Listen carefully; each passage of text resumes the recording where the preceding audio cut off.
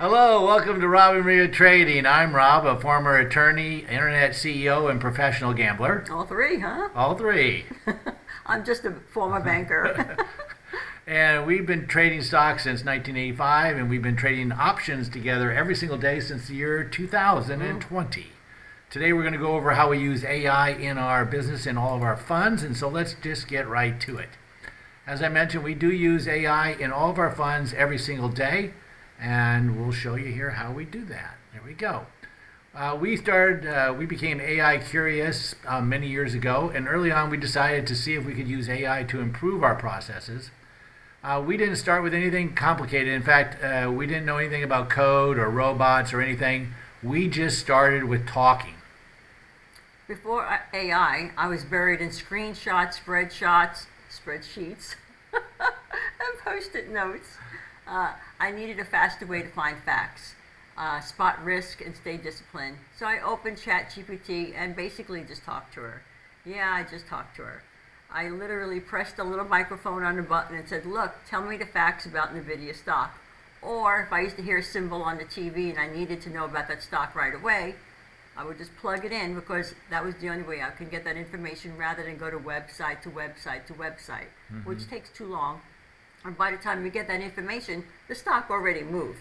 Right. So at that point, as I slowly gathered the information from whatever, and I used to make a report, a DDD report, which was called the Dumbed Down and Dirty. For me, it started with curiosity. I kept wondering, could AI check my numbers? I quickly learned that AI can review numeric data very, very quickly and can perform comparisons across data sets with a high degree of accuracy, much higher than what I could do. I started uploading a few CSV spreadsheets every day and some trade logs, and I asked her to compare those with my backtests. AI was able to cross-check and identify inconsistencies swiftly. Within minutes, she spotted errors that would have taken me, frankly, hours to do manually. Initially, I approached AI as if she was a real assistant. I would ask her questions like, where's my portfolio? Here's my review. So basically what I do every morning is I upload a screenshot of my portfolio and tell her just review. And she will go line by line and tell me, this one is good. You might consider doing a little hedge here, or you have some risk here. And then, she'll tell me which ones seem risky, and, I was just having a conversation with her, basically. It's just an intelligent helper who really listened. For me, it was a feedback loop. I started off using her for pre-checks, to verify my robots were running correctly and for daily diagnostics. And then, like I said, it became a feedback loop. I'd trade, I'd upload results, and then I'd talk through what went right or what went wrong. She gave me the info I could use daily to make our trades better. It was like having a Wall Street intern who never sleeps and actually understands what I wanted. It was simple to set up, simple to run. It was just a matter of talking. And then every time I used her, she improved. She got better because I got better at explaining what I wanted. That's the secret. Just continue teaching her. Continue asking her for what you want. If it's still not correct, you go back in and you keep telling her, no, I don't like this way. She will even get to the point to where she knows what type of risk you like to take, what stocks you like, and she will personalize it, even when you ask her what stocks are good to trade with today, knowing that what type of risk that you like to take. And oftentimes, I think what most people don't realize is she will ask you follow-up questions, telling us things that she can do to help, and we almost always say yes. I think we say yes. Always say yes, because she comes up with stuff that I didn't even think of to ask. And that's when it starts to feel like a true partnership. The virtual assistant, she's helping us, and we're helping her to understand what we want and what we don't want, and that makes her better for us. And you don't need our setup to start. In fact, that's probably a bad idea. You need to use your own.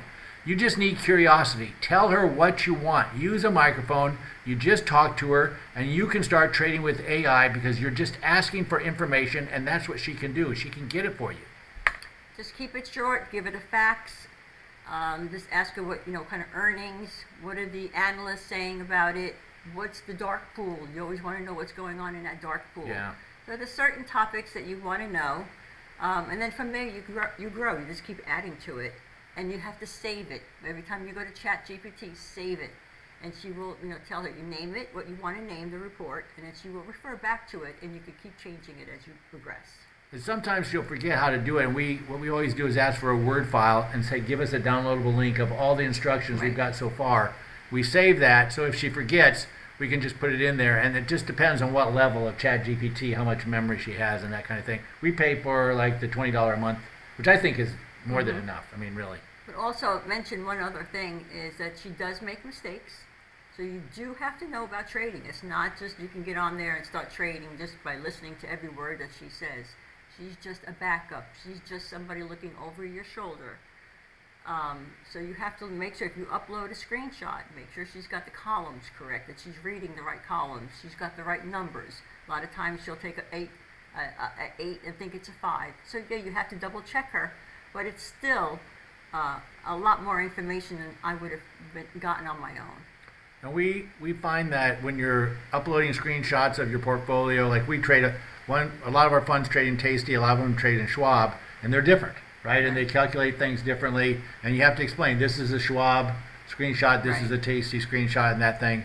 And I want you to understand that you're not giving up control in any way. You still have control, but like Maria says, you don't ask her, what trade should I do today? What stock should I trade today? That's not what she's for. Right. She's more of an assistant saying, give me the information, and then you make the decision based on that data. Basically, like for instance, NVIDIA is coming up. You might want to go to her and say, hey, earnings are coming up for NVIDIA this week. What do you think? If I want to go ahead and do this type of trade, and she'll just plug it in, and she'll give you the dynamics of it, and say, yeah, well, why don't you just change it to this or whatever, or go into NVIDIA and ask her to pull the dark pool. And you'll find out a lot of information that way. We use it completely differently than when we started because it just keeps building and building and building. And after, a couple of years now, it's just gotten so complicated and so in-depth. And the stuff that she's doing it's absolutely mind-blowing. It's not just now asking for information, but she's writing complicated trading scripts for us. She's analyzing literally millions of back tests. We did several million this weekend. She's measuring risk-adjusted returns, which she never did before. She's cross-checking all of our trading bots, constant. She's validating. You got to do validation research. We had one of our CPAs into the house for a week here. We're getting ready to come out with another fund, and he was working on validation, reviewing our trade logs, and using AI to do that.